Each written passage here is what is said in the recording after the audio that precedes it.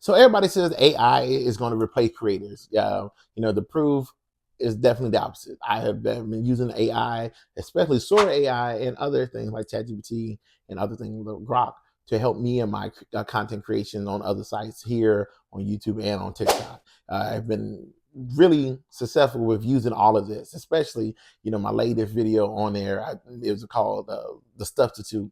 It was a whole incident that goes on. Just type substitute. I'm the one who coined that word, made that word.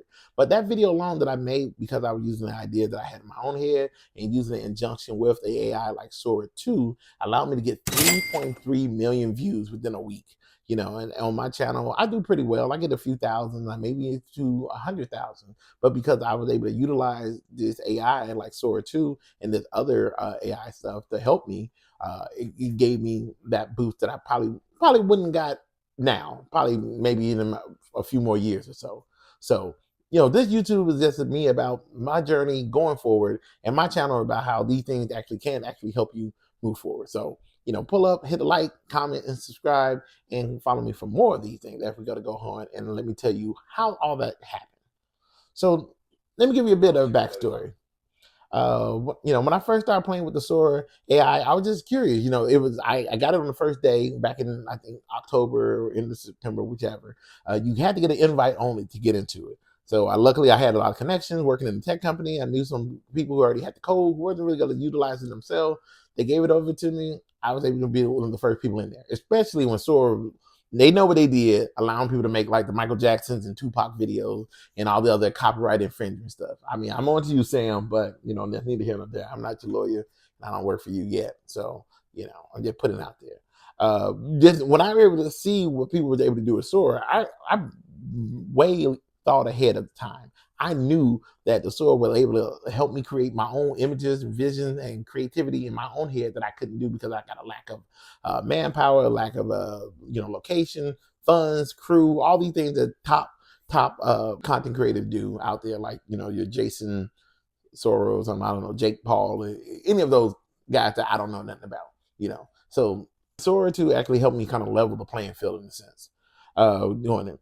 What I didn't expect was how much change it would change the way I plan and how to make these videos as well too, because it was able to, make a lot of different random videos. I started making all these different random ideas. Everything that popped in my head was a random idea. I had to think of different stories, different contents, where every video had a hook, a different beat, a different payoff. So I was afraid of me alienated the people that I actually have built with or created. So that was just something, because it was just such an overloading of information and power that I had at my fingertips. But then I stumbled upon the substitute teacher video, and that thing blew up. That came straight from me experimenting with all the previous videos I've done and watching other people have had certain similar success. If you want to see what that video is, I do have it probably linked below, or it's in my channel. I'll probably link it below for people who want to catch it, so you can see what kind of funny video it was based on. So here's the thing. I didn't use AI to replace my creativity. I used it like a director, you would use a camera. I described my idea to this, to Sora, set the scene, the places, did piece by piece, match, different voice and commentary. It helped me kind of pre-visualize my scenes that I already had in my head, and it would allow me to save time with editing and mostly focus on the stuff that I, kind of wanted to get the jokes about, because I enjoy the storytelling and the jokes aspects of things that inspired me. And every time I post, I learn something new from using Sora and what other people have searched or whatever grabbed their attention, and what common comments that I got. I got a lot of positive, especially about the substitute. Especially about the substitute, had a lot of great comments about it. Because it was such on a real world event that had happened that everybody was kind of on my side about. Pretty much out of that 3 million that I got, over 100,000 comments within that week. Everybody was laughing. They understood. They had a great time. The only people who out there complaining, the only people were the AI haters themselves. Art kids. I usually call them art kids. I get into them all the time, who really hate AI because of, they feel like destroying the planet.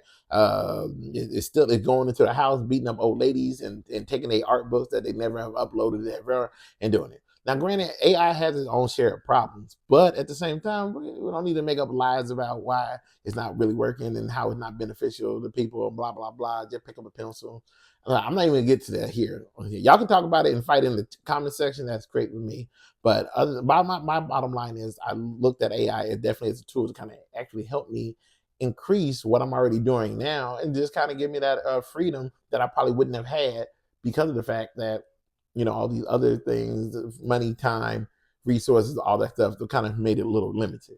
So did it kill my creativity? Absolutely not. If anything, it made it better. It made me want to do more. So, when I do get that chance and I get that Dave Chappelle money, I'm rich, bitch. I can go, do my own little version of Mad TV, in living color. I know, yeah, that's stuff that y'all probably don't know. And if you did watch it, you'd probably be upset and want to cancel anyway. So, that's the type of human style I enjoy.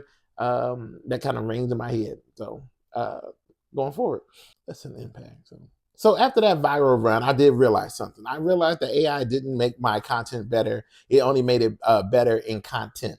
Forced me. It forced me to look at what I was working. It forced me to look at what I was doing as far as, what worked, what didn't work, what stuck, what didn't stick, those kind of things. It gave me that kind of information right away, especially after that whole week or a month that I actually involved myself into. I kind of got a feel of what the people that followed me enjoyed, and then what other people who didn't follow me, what they enjoyed as well.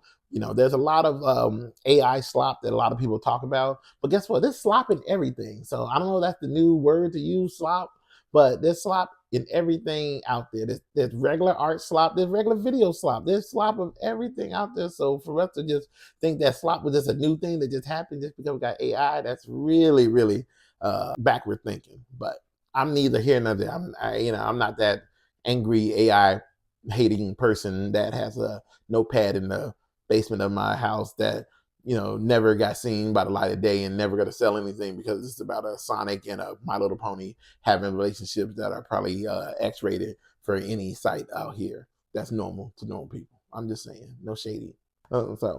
So when I kind of realized how it can actually help me, I made sure that, especially what I do already, I do have an agency here on TikTok and other social medias where I'm actually able to work with a lot of people who have not or not that savvy with technology or savvy with anything. So I've worked with a lot of older people, not even older people my age and older, who never worked with AI or don't even understand what AI is. So what that allowed me to do was go ahead and teach other people, especially teaching other people doesn't really help you learn more. I took several people in my classes, almost 30 people we were in there, people who have never even touched, not even ChatGPT, and that kind of people. And then a lot of them, people that look like me, Black people, African American, whatever you want to call it, that was not aware of that kind of thing. So I've seen this as a tool to kind of help level the playing field for, people who haven't had that opportunity to learn. So that's one thing I was able to do. So now I have a slew of people who are in my agency, who I work with daily, who I talk with daily, who make videos of their own selves and seeing their own success and having more confidence of posting their expressions and their energy onto the TikTok, YouTube, Instagram, whatever social media is. Failure or not, but at least they have a way to express themselves. So I really was definitely happy, and I'm going to continue whatever new technology come in or out to help and train and work with people so they can understand it and use it to express themselves. Because that's what art is all about, right? It's about expression. So let's not be art World War II people about things and, let people have fun. All right, CTA closed. So if you've been watching from the sidelines, wondering how to use AI without losing yourself, or you want to start small, that's exactly how I did it. I broke it down step by step every week. I usually work with people on my Wednesday shows, on my Wednesday platforms. I'm going to bring more over here to YouTube as well too. So if you want to learn about these things and get your feet wet in the AI world, or just creativity world, then go ahead and hit me up in my subscription. Go ahead and subscribe to this video wherever you're watching this at, and also check out my beacon. The link is in the bio. You can go ahead and check the beacon out. My beacon is a great way for you to find time to even have one-on-one with me. Everything there. I even got a Sora startup that's for $1 that lets you know what you can do to actually make your videos really great, and use it for it. So This isn't about replacing creators. It's all about evolving them, working with them, doing more with them as well. Because just because you got something, the new shiny toy, that doesn't mean that everybody's gonna try to play with it. But at least you know how to work that shiny toy and play with your toy yourself, or play with it yourself, or play with yourself. I don't even know where I go, but you want to be famous, don't you? So, like I said, leave me a comment down below, hit subscribe, and I will catch you next time on whatever this is going forward. All right, take care. Bye bye.